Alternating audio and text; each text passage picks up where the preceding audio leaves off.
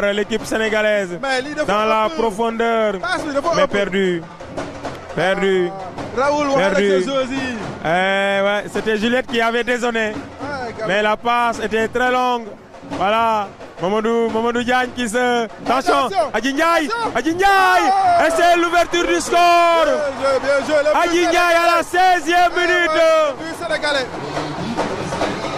Adji Ndiaye lakk na caax yi comme dirait Papis Diallo. Et c'est un magnifique but, hein. À la 16e minute.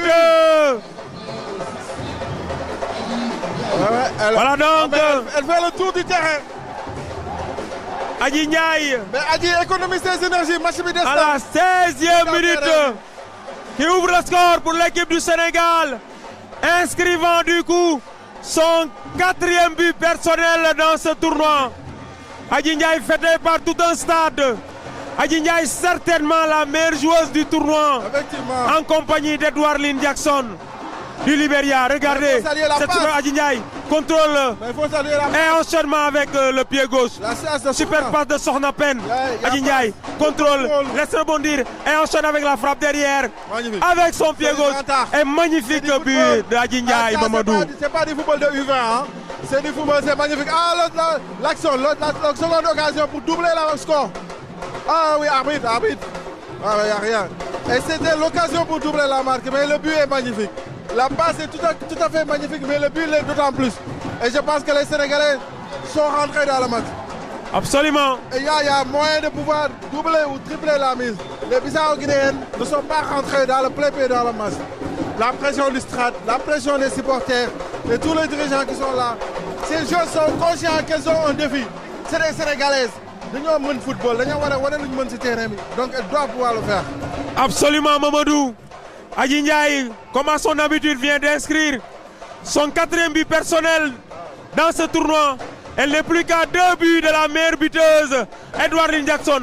Et suivant ce coup franc très bien placé, certainement que va tirer Sokhna Pen. Elle en avait mis un superbe face à la Guinée en demi-finale. Et Sokhna Pen avec Adama Sané. Elles sont autour du ballon. Et voilà, on va suivre ce coup franc. Attention. C'est certainement pour le pied gauche de Sokhna Pen. Attention.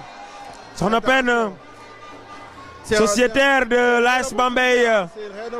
C'est la sociétaire de l'AS Bambey qui va certainement tirer ce coup franc. Sokhna Pen qui prend son élan. Adama Sané est là. Attention. Mais c'est certainement pour semer le doute dans la tête d'Adji Sako, la gardienne bissau-guinéenne. Attention, Sokhna Pen. Attention. Sokhna Pen. Frappe. Deuxième but du Sénégal. 19 minutes de jeu et le Sénégal est déjà devant. Le Sénégal qui creuse l'écart. Sokhna Pen qui met son but.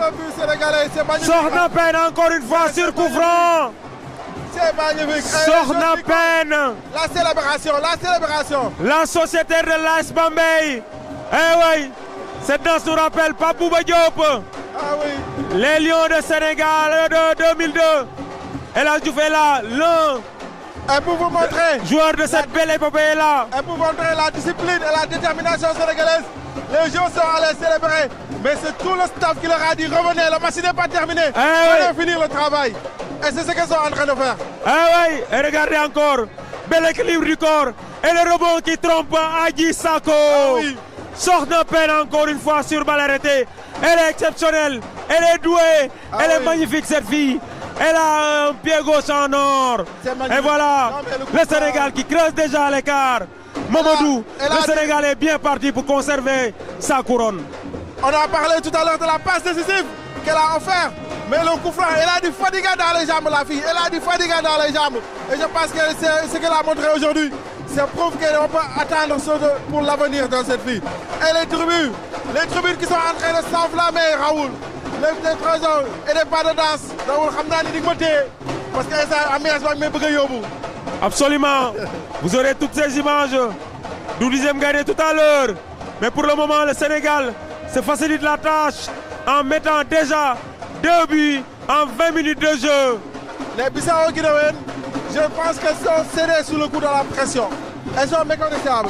Elles peinent à aligner 3 passes décisives. Non, c'est l'équipe du Sénégal plutôt qui est montée en puissance durant ce tournoi. Parce que le match de groupe était beaucoup plus serré, beaucoup plus difficile. Je vous rappelais tout à l'heure que le score n'était que d'un but à l'issue de ce match de groupe. Mais là, en 20 minutes de jeu, l'équipe sénégalaise a réussi à 2 fois à faire trembler les filets bissau-guinéens. Et touche pour Adama Sané. Adama Sané de l'US Parcelles Asseni qui demande du mouvement devant. Attention, Marignay qui est trouvé plutôt Sornopen. Sornopen, passement de jambe. Sornopen qui fait danser son adversaire. Santos second poteau. Adjindiaye. Superbe. Superbe ce geste technique. Adjindiaye qui